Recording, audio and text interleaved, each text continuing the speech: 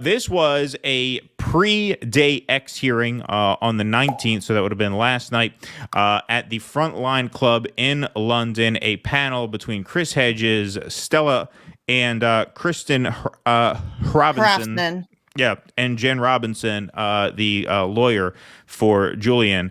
And what they're talking about here is the lack of media coverage of this story in general, and especially the events of this week. It's kind of a little bit like when Julian was inside the embassy, and I thought, how do you possibly translate this situation into in a language or in a way that people just walking down the street would understand and believe? Well, we'll talk to Kristen. I think the problem with translating it into public awareness is that the press has not done its job. That's pretty obvious. They have come around a little bit in the lead up to these 2 days. There seems to be awareness now that this is about them. It's about their work environment, and they seem to care about that. But you have to remind them this is not about journalists, it's about journalism. And in the end, of course, it's about people's right to know. And that realism is sort of slowly getting there, I feel. So I'm really hoping that the focus tomorrow and on Wednesday will be on the court. As Juan said, it's very important that the courts will be scrutinized and the proceedings there. And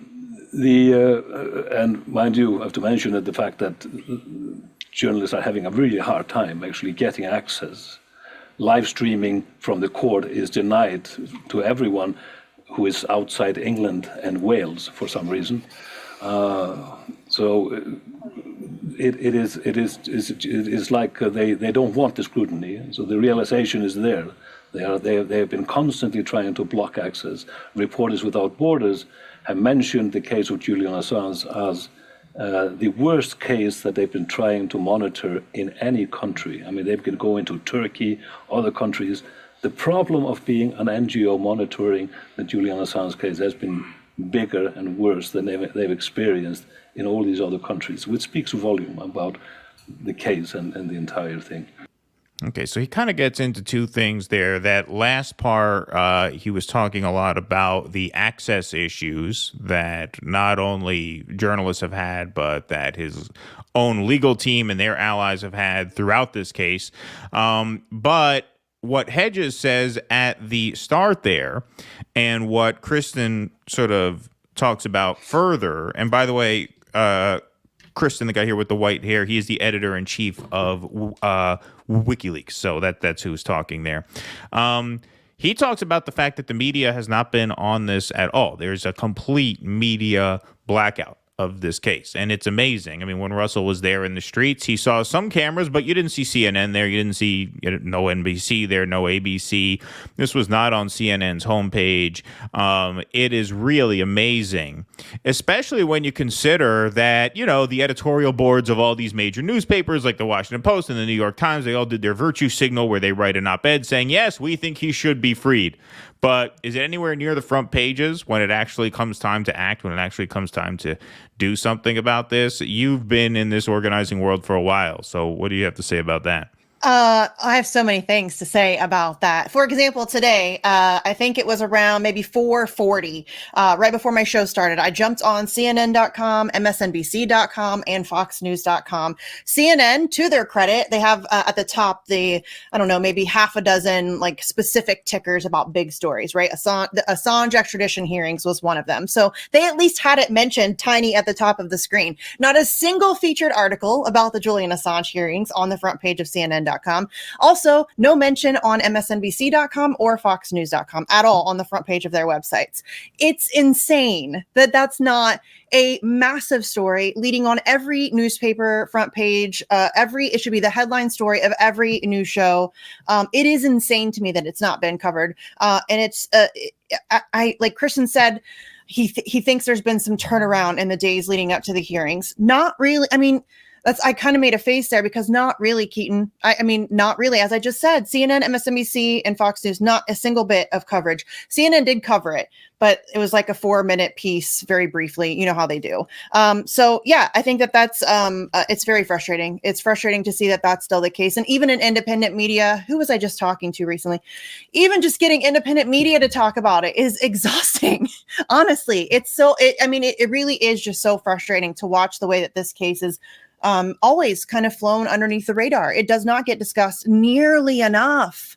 I know that some people in independent media think that I talk about it too much and it gets talked about too much, and that's terrible. That's not true. This is a massive case. I don't think people recognize the very real impacts this has on literally everything else that we're doing. Do you know what I'm saying? Like it impacts every fight that we face, every single one of them. And it's crazy that it's not getting covered.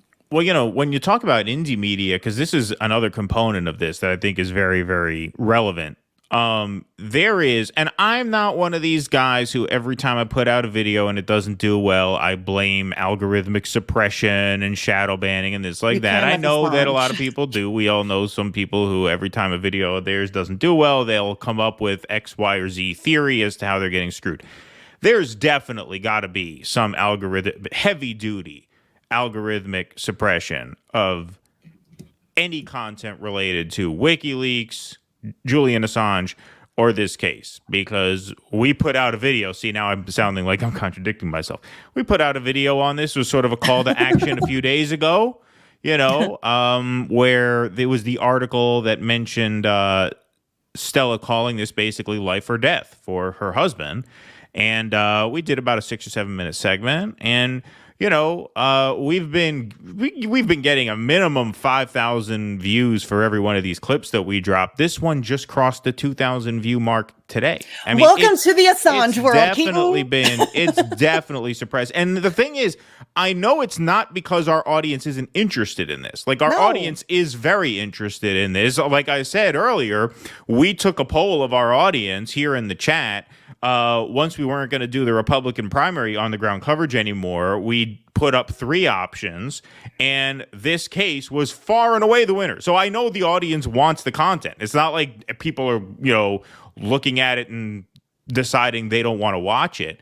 It's not getting to them. And this is a pattern. It's not just this last video. It's been something that we've recognized all along. And so that's a big part of it too. It's not just that the mainstream media ignores it. It's that the content does get shadow banned.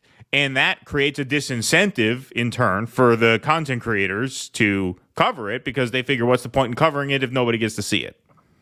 Yeah, I just I have very little you should still cover it. You should still fucking that's cover why it. we're I mean, here. you guys do, obviously, but you know what I mean? Like other people in independent media, because I think that's the one of the major traps that independent media is facing right now. And I'm already seeing it happen. People are self-censoring and they're not talking about certain controversial issues because they don't want to get dinged in the algorithm. And you're just turning into the thing that we were trying to combat. Do you know what I'm saying? Right. Like we're trying to fight back against that kind of very safe, narrative controlled mainstream media sort of format where you don't say anything to piss anybody off. You don't say anything to, damage your view count or your subscribers. And I get it, y'all. But if we're going to be serious about actually doing some shit, we cannot do that. And that's, I'm getting very preachy. I'm sorry.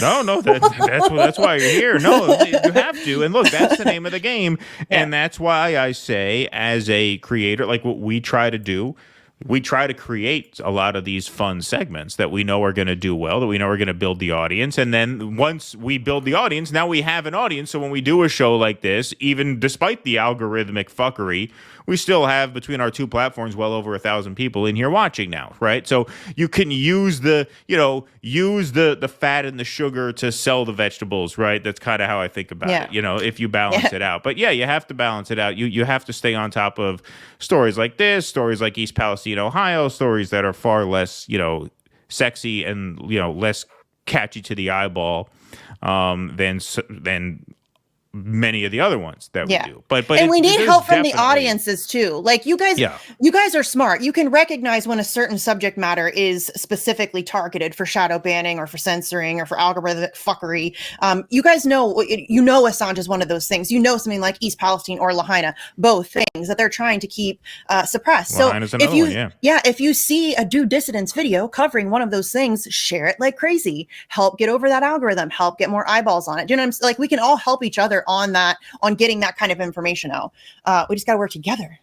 Yeah. Together. Go team. Absolutely. And it is one of those things where you can definitely get, and I was talking to Russell about this earlier on our member stream, like you can definitely get an inflated sense of your own relevance when you're online all the time, because if you go on Twitter now and you follow the kinds of accounts that I follow, and I'm sure the accounts that you follow, you would think this Julian Assange hearing is the only thing happening on Earth today.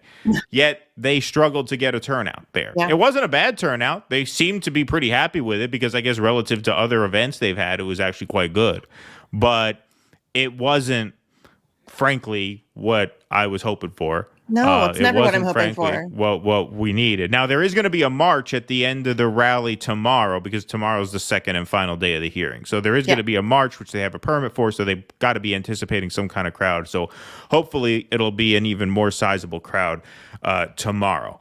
But yeah, there's definitely a lot to overcome. And the media blackout is really huge, at or right near the top of that list, I think.